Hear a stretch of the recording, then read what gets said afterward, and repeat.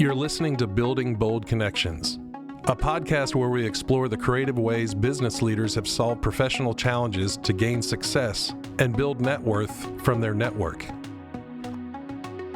On today's episode, we're speaking with Jake Bulim, Senior Cyber Defense Analyst and part-time KSU instructor in the Information Systems and Security Department. Here is episode 2 of Building Bold Connections. Welcome to Building Bold Connections. I'm Tyra Burton, and today I'm talking with Jake Bulim. He's a senior cyber defense analyst and, most importantly, a part-time instructor in the ISS department here at KSU. So welcome. Thank you. So that's a wonderful title, Senior Cyber Defense Analyst. What do you actually do? Well, so cyber defense analysts, what we do is we protect the organization's infrastructure from cyber attacks. So whether it be phishing emails or malware, or people thinking they have a virus on the computer, whatever it may be, we protect the actual devices that all the employees use to service the clients. So there's this reassurance in that from employees having to service clients and holding all that data on their machines from the clients. We have to protect those employees' machines as well as the servers, and give that reassurance of that data is being protected. So are you the reason that we have to watch cybersecurity training videos? Absolutely. Security is everyone's responsibility, and it's the most forefront when everybody's on board. No, I agree. If everybody knows what they should be looking for, it makes it so much easier. Mm-hmm. Well, I know that you also have an interest in counting? A little bit, yeah. Yeah, you were part of a club here at KSU. What sparked that interest in accounting, and has it influenced your career? So, accounting is part of the ISA program. So, it's a business course you have to take for it to be a business degree. But also, Beta Psi is conjoined with both finance, accounting, and information systems students. So it's an honor society that blends all three of them together. And you can learn a lot from each other, especially having different disciplines. You build better connections with those departments. So when you graduate, if you have questions on accounting down the road, business, you can ask them, or finance, and you'd be surprised of, when you're working on a project, you might have these questions. You might want to rely on your peers that you went to school with, even though you went to different disciplines. So do you really feel that networking is important in terms of what you do for a living? Yeah, it's absolutely important. You have to know how to communicate. I mean, you work with all kinds of different departments within an organization to protect their infrastructure. So you have to know what different groups do and understand how to protect them better, or even in IT teams, you have to understand different levels of IT to figure out how you can leverage that to protect your organization. So you have finished, I think, 3 degrees in 6 years. Yeah. How did you do that? So 2 of them were the master's degrees I finished during the pandemic. And part of that was, it's not a whole lot to do, so I might as well take advantage and study. And we had some really good faculty who continued to engage us during that pandemic too, and keep everyone together and communicating. And I think that also helped with pursuing those degrees, was the level of communication I had throughout the programs when everyone else was in lockdown, still being able to interact with other students and learn. And I think that kind of motivated me to study more because it kept me interacted during, a time of no interaction. Yeah, it's amazing to me how much networking could be done over a computer. Yeah. Which, given that that's what you work with all the time, that's a lot going on. Mm-hmm. So you got those 2 degrees during the pandemic, but how important is continuing education to you as you move forward in your career? Oh, it's extremely important. Cyber defense and just cybersecurity in general is a very science practice, just like doctors who have to continue learning and growing with new medicine and new technologies and procedures. It's the same thing in cyber defense. You always have to, look to what the next step is. Look at what the next attacks are. Look at what the next threats are. Constantly learn and evolve with the new technologies and the new tools out there to be a cyber defense analyst. So you always got to learn. You always got to keep growing. You always got to keep expanding. And the more you learn, the more you grow, the better you are as a professional. So does the cyber defense and security community do you talk to each other? Oh yeah, of course. Cyber is a pretty, it's one of the fastest growing markets, but still one of the smallest knit groups, I would say. Oh, that's awesome. You would run into people from different organizations all the time at events. I run into my peers from the university or from different vendors or from different companies all the time doing things. And you always share stories and reconnect and stuff like that. And cyber defense analysts, they usually move a lot too in an organization, whether in different roles or different places as well. So you never know when, you'll be working with your peer now down the road and they'll tell you to come work with them. Or if you guys run into each other for an event or an assignment, you'd be surprised at how often you run into each other. A small community definitely helps definitely make that. Nice. So how has your career progressed since you've entered into the field? Oh, wow. So originally I was at, EY as a cyber defense analyst, and then I was promoted to senior. And then from there, I moved on to KPMG in the CCERT as a cyber defense analyst. So I'm over there now too. Okay, so you've migrated over. Migrated, and I know that you did some work in the Army as well. Yeah. In the same field, so that's awesome. Yeah, same field, a little different. Being a PSYOP operative was a little different. Doing PSYOP is a little... So what is PSYOP? I have to ask. So, we hear the term, but what does it actually mean? Yeah, so their motto is persuade, change, influence. And so how they work is... they work on understanding different cultures, different regions, different environments, and how to integrate a group into that populace. So a lot of that can translate into cyber through, the cyber engineering and stuff like that, understanding groups and cultures. And sometimes if we're trying to, defend against attackers, we got to put ourselves in the mindset of the attacker. And so having that cyber skill applies to that, where it gets you to think differently outside the box a little bit. I never knew I always heard the term, but I didn't know what they do. And it just seems that the whole cultural aspect, I did not expect. Yeah. So how did you go about looking at cultures and knowing how to utilize that information? So you do different things. You read intel reports, a lot of open source intelligence. You become really, really good at Google on both fields. Google is a big key component. Just knowing how to research very well too. People think it's all, all this cool stuff. It's all like they show in the movies, hacking and everything, and 90% of your day is mostly on Google. Okay, things I did not expect. Yeah, because you're mostly on Google trying to solve a problem or look up information or trying to figure out different facts you can use to leverage in your investigations. It all comes from that. It's not all this stuff that you see on TV. So do you have any hot research tips for when you're diving in on Google for stuff? Yeah. I guess sometimes you can look for patterns. Sometimes look for the key thing you're looking for. Sometimes it's very easy to get lost in the rabbit hole of what you're trying to find. So just try to extract the key components, just like if you're researching for school. Try to find the key things you're looking for and try to, build off of that when you're searching on Google. So if how does in cybersecurity, is that one of the ways that you assess your threats that are going on? So cyber threat intelligence teams, they typically, will go out and find stuff like that and share with the defender teams and to help us, for things we might encounter down the road. They might find stuff that we might encounter down the road. We might also find new things. And, we Google around and see what other people are having similar issues or have information on it. I like to read the LinkedIn reports too. Sometimes there's some good organizations to follow that share information that's going on in the world. Okay. With that too, peer groups. It's also good to share with peer groups current things you might have found or big threats out there. If you see like on the news, by the time you see like this whole new malware or something going out on the news, it's already been shared.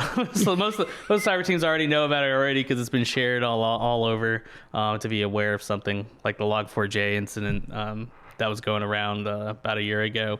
That was already kind of shared in the community. And that goes back to that whole networking trying to Exactly. So let's say a cyber threat pops up.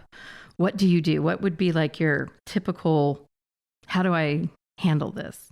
It just depends. It depends on the kind of case it is, but you have to have a lot of good teamwork, I would say. Okay. You have to be able to identify something, ask questions where you need, have a good environment to ask questions about it and work together to kind of solve the issue and remediate the issue, because that's the biggest goal, right?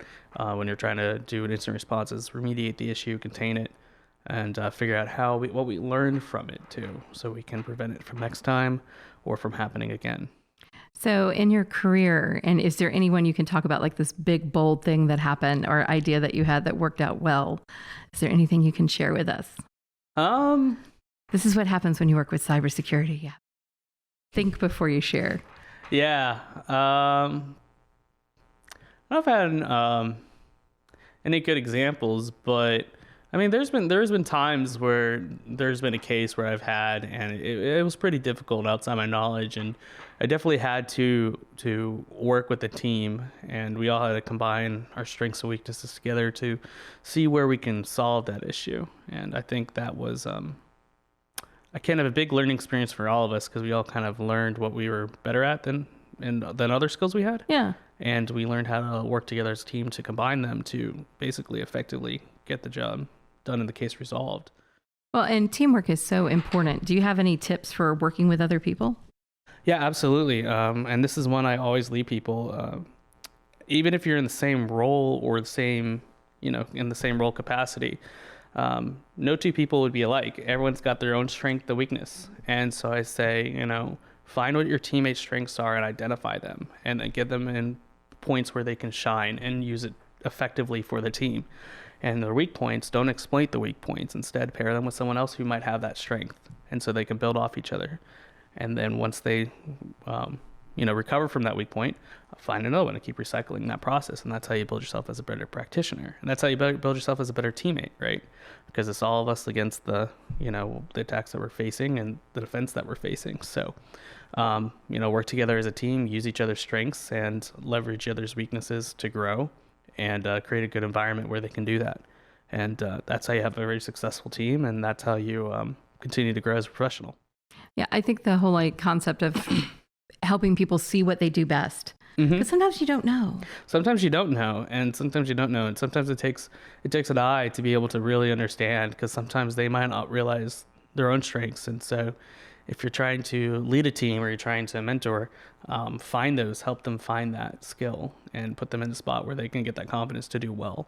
And then that help them more understand things that they don't understand very well. And then you can help them grow from there. So do you find that mentoring is important in the cybersecurity community? 100%. It's an ISACA InfoSec core value. It's to share knowledge, and share knowledge as you were once shared. So you were mentored, it's your obligation to mentor someone else the same way.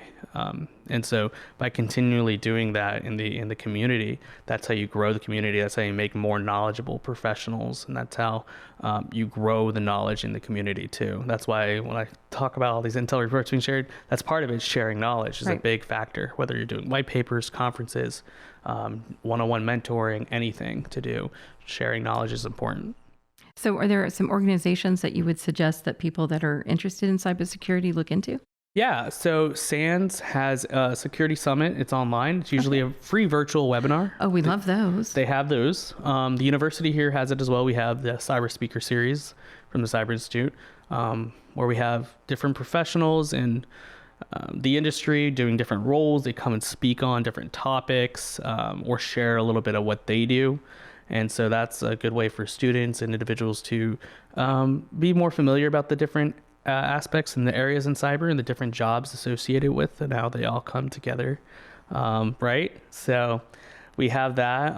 We also do B-Sides here. We help with B-Sides here. That's also free for students to go to. Great experience and way to network as well. So yeah, there's different things around even the area you can do either online or in person to help grow that experience and build that networking. And I feel like that's a really good starting point, especially in school outside of your classes to go and do, because that really stands out to organizations is what you do outside. What you're learning is outside of just the classroom, whether you're working with instructors who are more than happy to sit down, have a conversation or work on a paper with you. So yeah, there's different avenues of going about it. Just finding some type of knowledge is good. I think that the whole idea of being proactive and how important that is, particularly within your profession. You have to be proactive. Yeah, absolutely. You have to go out and you have to just really want to learn. And if you really want to learn and you have a drive for it, you will do really well. So speaking of learning, what is something that you wish everyone knew about cybersecurity that they don't? There's a place for everybody. There really is. There's a place for everybody in cybersecurity, whether you like investigating, whether you like building software, whether you like the marketing aspect of it. There is a place for everybody in cybersecurity in some way or form. That's awesome. I think the profession itself is just growing by leaps and bounds. It is. There's jobs that are being posted daily. So how can the average person help not have a cyber issue for themselves? Right. Because I mean, let's face it, we're all had that email. We're like, Yeah. If you don't know, to ask, right? And the cyber team's not going to fault you for inquiring about something. They're actually going to be happy that you asked them at least, instead of clicking on something or download something that you weren't sure of, or you're afraid you were get in trouble. You're least likely to get in trouble by just asking or being honest than you are trying to like download weird stuff or try to hide what you were doing, because they'll get found out. So they know where you've been. Yeah, so just being honest and just kind of being upfront. Like if you have a question about an email, submit it to them to look at. If you have a question about an application, submit it and let them look into it for you. So they're there as a resource to help you make sure that you're secure and you can continue your daily operations. So don't be afraid to approach them. They're here for you. Well, and it isn't just your computer. I mean, I get so much on my cell phone as well. So do you guys handle that as well? It depends. So it depends on the organization, if the devices are procured by the organization or not. But for emails, if it goes to your email, usually all organizations have some type of phishing response where you can submit the email to your organization and they can review it and respond back like, hey, this is safe, or hey, this is really bad, do not click on it, and if you did, like, we'll figure it out. We'll take care of you. So it just depends. Okay, so let's move on to KSU, because we're who we are. We're owls. So what interested you, or why did you decide to become a part-time instructor here? So I always had the goal of that too, and people tell you for a while that I've always wanted to be an instructor here, and I feel like I really believe in the philosophy. You learn knowledge by sharing knowledge. And so the more you're reiterating something, the more you're teaching something over and over again, the better you can understand it yourself.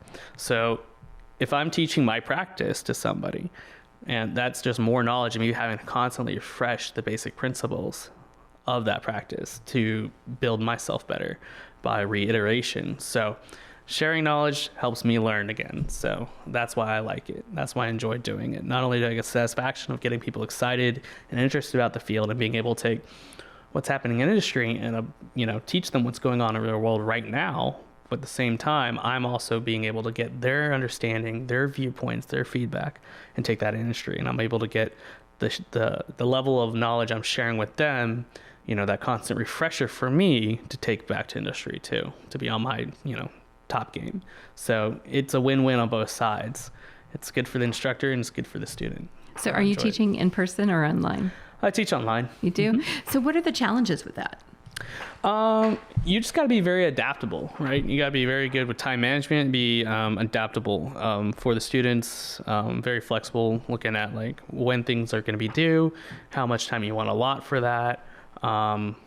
And it's not as bad as people think, because you get to post things online with asynchronous. You don't have to go by a set time schedule, so it makes it great for students who might work in the day, or students who might work in the evening. They have a set time that they can review your videos and your lectures and get the work done, whether they're a day worker or a night worker, and or if they have when their weekends are too. So they can kind of flex around that. So it's easier for the instructor because they can flex around their schedule. It's easier for the students because they can flex around their schedule. So I love it. I think it's great. I think it's a great way of doing things and getting the best of both worlds for students. So I know that continuing education is so important. So I know there's lots of people in cybersecurity that might be taking an online class to stay up. What's a tip you can give? Because you've been on both sides. I assume you were an online student in a class. Yeah. And well, of course, because you did your master's and now you're teaching online. What would you give as advice to that student that's taking their first online class?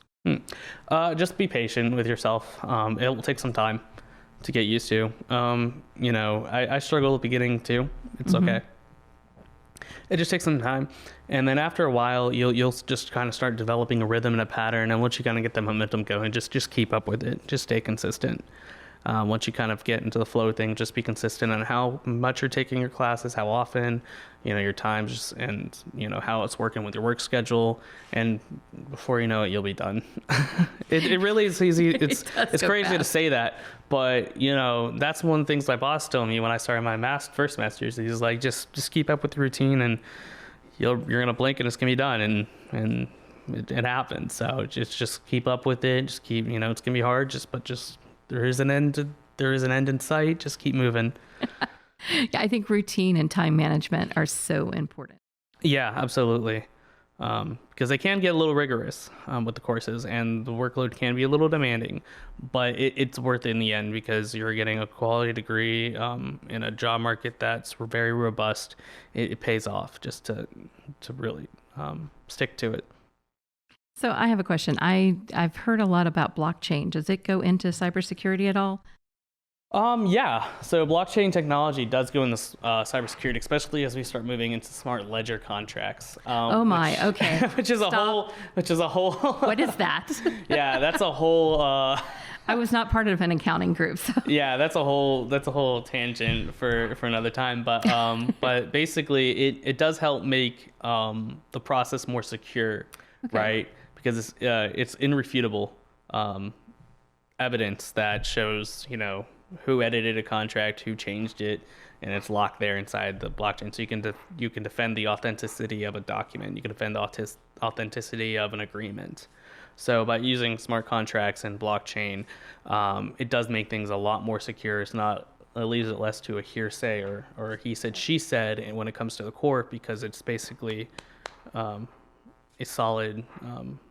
It takes that timeline. Yeah, it has a timeline throughout its chain of the documents, so you can easily see those changes, and you can easily see the proof that, hey, this was agreed by these people, and here's the ledger that shows it, where it can't be easily rewritten, opposed to normal documents which can be changed or rewritten or falsified. It's a lot harder to do that through documents through blockchain.